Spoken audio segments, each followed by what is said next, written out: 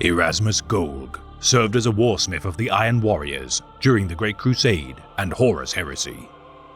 Appointed as the leader of the 11th Grand Company, his witness to the continued edicts of decimation ordered by his Primarch, Perturabo, inspired him to become a truly ruthless leader.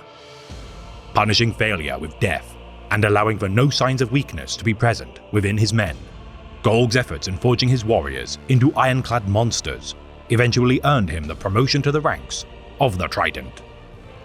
Serving alongside warsmiths Foryx and Harkor, his contemporary advisors to the Lord of Iron viewed Erasmus as an unrefined brute.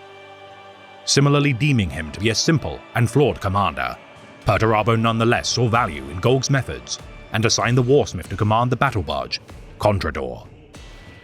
Present during the Battle of Phal against the Imperial Fist Legion, Erasmus as a primary commander of the campaign failed to adapt to the strategic brilliance of Captain Alexis Pollux, costing him his life.